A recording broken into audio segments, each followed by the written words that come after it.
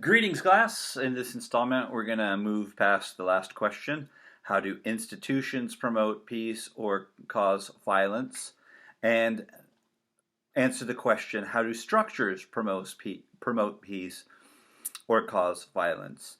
And I want to be very clear here that um, I do not believe that institutional violence and structural violence are completely interchangeable or synonymous. Um, some texts, I will admit, go back and forth. There is overlap. Don't doubt that. But what I realized after answering the last question was that part of what I didn't articulate as clearly because I think I probably could have chose a better example. I was trying to stay topical by talking about the legal case um, of the impeachment trial. And what I really should have done is talk about something like war or drone strikes, um, and save talking about the political example for a different point.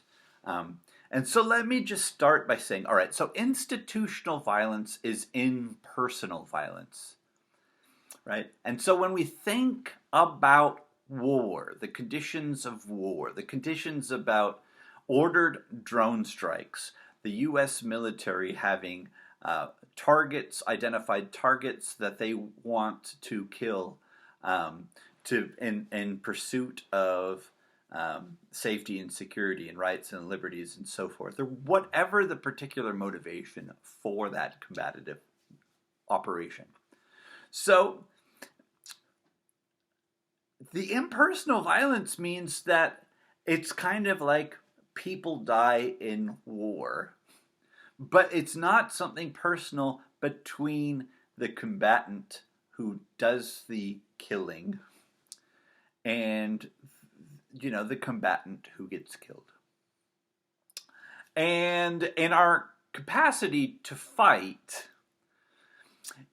100 years ago, 19 out of 20 war deaths would be combatants. In 2020, 19 out of 20 war deaths are non-combatants. This arc changes, but it's still not personal. It's just offensive, right? The civilian casualties and so forth that are accepted in disputes, in violent altercations, right? The innocent men, women, and children who did not take up arms maybe didn't have a choice about where they lived, maybe didn't get to choose a side, maybe had no choice at all. There are people fleeing in significant numbers, right? We have refugees around the world, people who just want to find better lives for their families. And those are people who are frequently getting killed, having their families ruined in these conflicts or as a direct result of the conflict. So, institutional, impersonal doesn't mean that there's an absence of the physical capacity for it. In fact, there's frequently very direct physical connections to the violence. Not even as an accident or ancillary. Sometimes it is accidental. I have ripped on Barack Obama for a really long time, right? Drone strikes. There is a identified problem with civilian casualties as a direct result of the Barack Obama presidential administration's use of force with drones.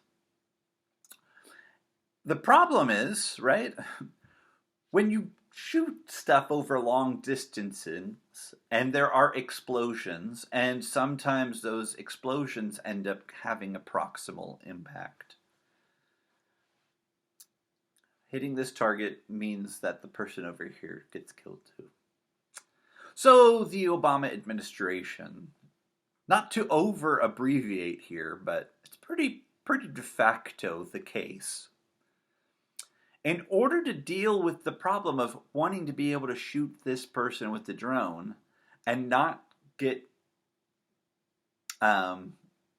guff for the civilian fallout, they changed the definition so that it was guilt by association. Anybody within 5 meters of a known terrorist would be considered a terrorist, him or herself. So we started killing more terrorists by killing civilians who were close to terrorists, but not calling them civilians anymore. Problem solved. Right? So institutional violence is the apparatus of the military, right? The American government, in pursuit of its interests at home and abroad, employs the military to serve it. So, institutional violence, right? War, nothing personal, right? Us versus them. You know, one side wins, one side loses. Sorry. Yeah, it's actually not so clear, right? Actually, we frequently enmify the other side, and, you know, we're out for revenge as much as we're out for anything else. I've had countless students who've told me that they enlisted after September 11th, and their different motivations. And I've had some of them break down to me in or after class, saying that, you know, being exposed to the realities of the lies about weapons of mass destruction and so forth really make them feel bad about some of the things they did and some of the things that they were exposed to. And that's a violence against them. Betraying people by lying to them to get them to do things so that then later on when they find out the truth that they feel bad. That's psychological harm. Anyway, so structural violence is more... It can apply to any institution, any system, right? It's the idea of the rules, the capacities, the features, the assumptions doing harm. Structural violence is as straightforward as making racist rules and enforcing them. Right? The harm that was done every time a thirsty black person had to go to the colored water fountain is structural violence. Every reminder that the equality in America does not apply to a person is structural violence. They are harmed by not being treated with the dignity that they deserve. They're not being afforded the protections. They're being discriminated against. That's a harm. Those psychological harms are at one level. Physical harms, right? These things change. I've had my share of being punched moments in my life.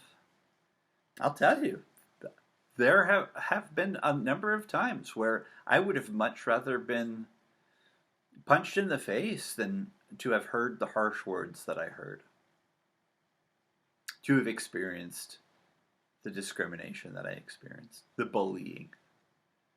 You know, different impacts, different people, different times, different operations. Physical bruises go away. Psychological scars can remain. Conversely, certain injuries they're more permanent than others. Anyway, so the structural violence is when you put rules and conditions in place which then cause harm. My father, you'll hear about in different examples. My mother, my brother, my sister, my family, like there's good people. My father and my mother met in Haiti based upon the faith that they were raised with. Being charitable is important. One of the most crucial teachings that my father raised me with, that was passed on from generation to generation in the lab inside. Helping people, but not just helping, help people who need help the most. Haiti is constantly at the top of the list of most poor countries in the northern hemisphere. Some years it goes back and forth between Haiti and Sri Lanka. Average family annual incomes, when they go up from $250 to $350 a year, whole family making that much money, that is enough to shift whether or not it's Sri Lanka or Haiti in different years. And inflation and disasters have led to inflation, more aid money going in there. Poor places. So I don't want to get into the vaccine, anti-vaccine debate. And there are reasons to have the debate, which some people get bothered when I acknowledge the truth that vaccines are not always good for all people, for all conditions.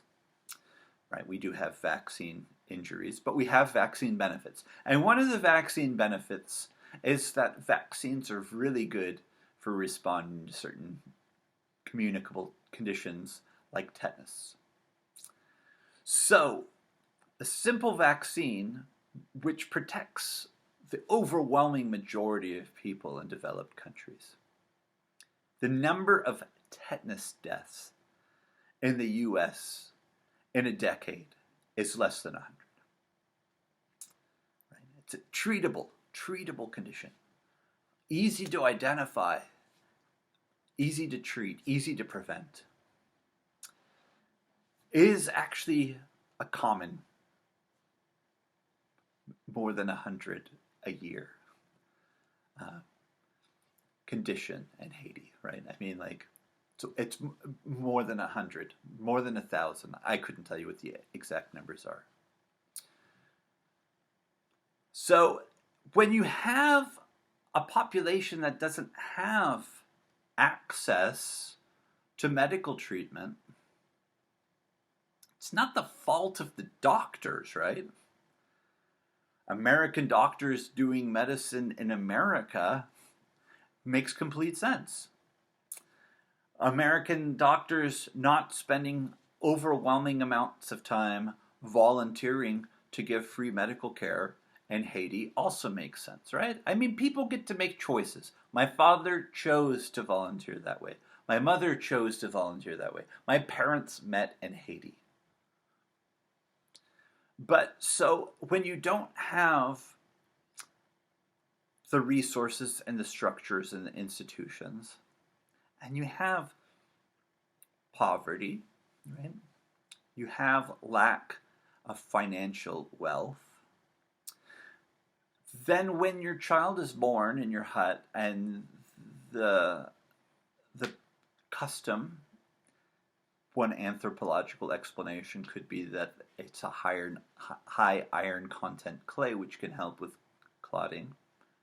Not any real clear reason where the custom comes from, or if it's ongoing. I haven't actually made the trip to Haiti myself. But the baby would have soil rubbed into the umbilical cord. And in this process, I guess there was a high incidence of transfer of tetanus. So you've got a newborn baby, and it's sick. In a village where people are working hard, but they're poor. And you watch the baby get sicker, and maybe start getting a little bit blue. It might be different features that are identified before the significant step of asking, can I borrow money? Can I borrow money? To get enough money to take the day off of work, walk, get the bus, take the bus, even free medical care.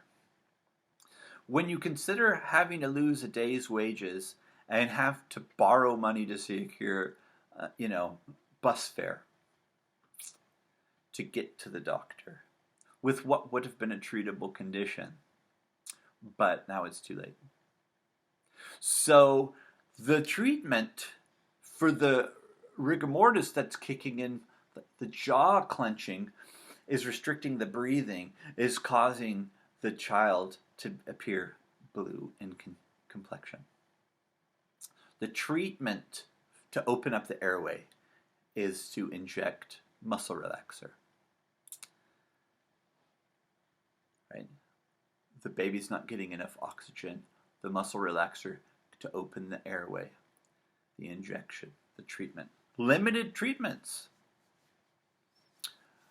In the US, a baby administered to the hospital with tetanus would have a different treatment than muscle relaxer.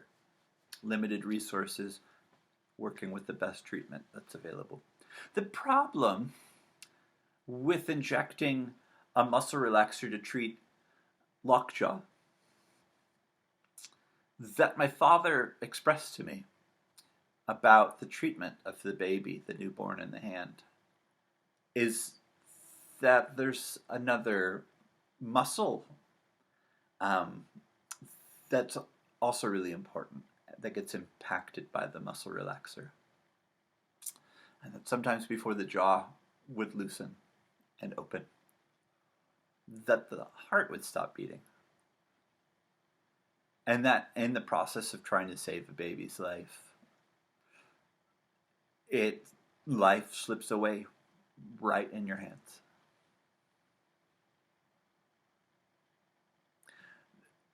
There's nothing else you can do, right? Your best isn't good enough. The treatment options available.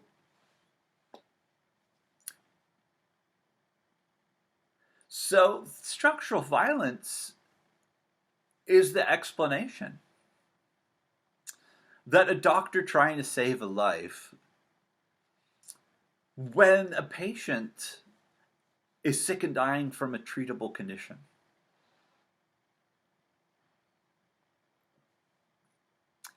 we're not talking about somebody who gets sick while they're on a hike in the middle of nowhere and they don't get to.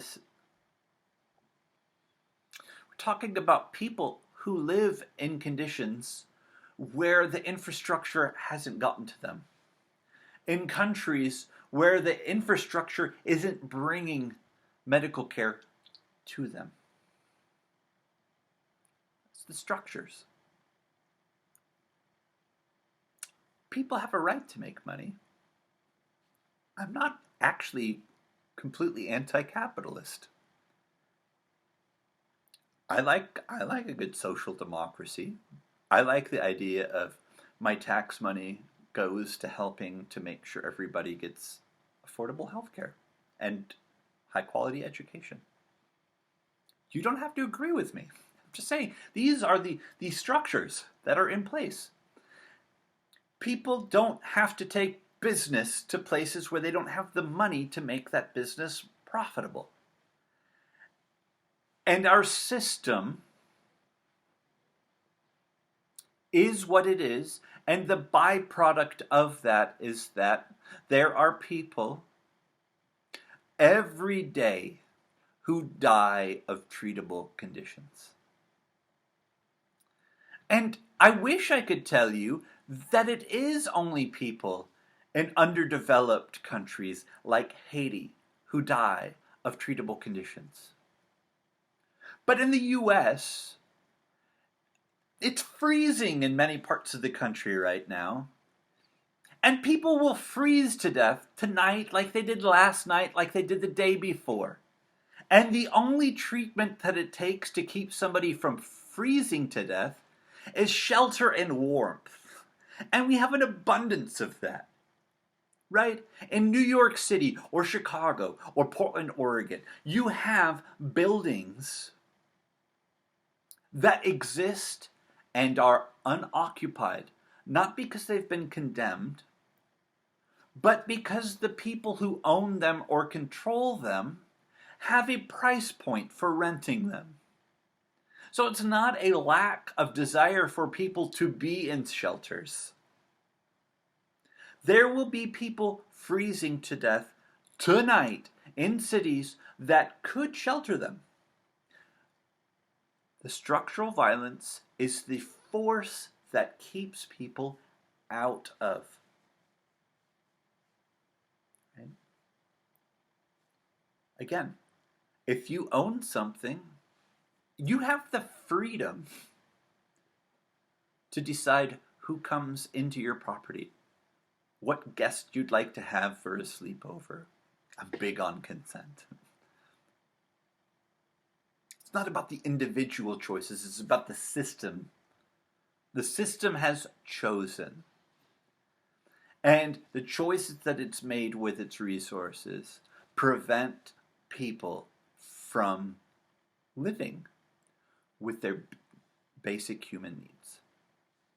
So I hope that this articulation of structural violence makes clear the way that institutions and systems put in place rules which produce violence up to and including death in individuals. Not because it's putative enforcement of a death penalty in a crime, which would be a different argument,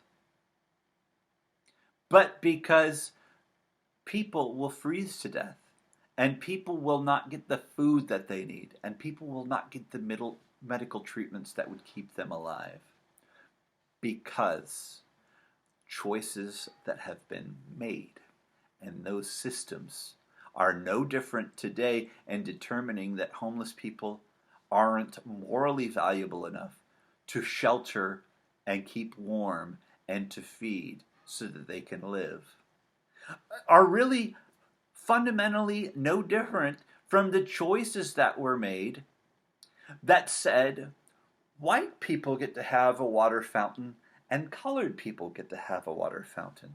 It's rules put in place that do harm. And those rules doing harm is structural violence. Catch you in the next one.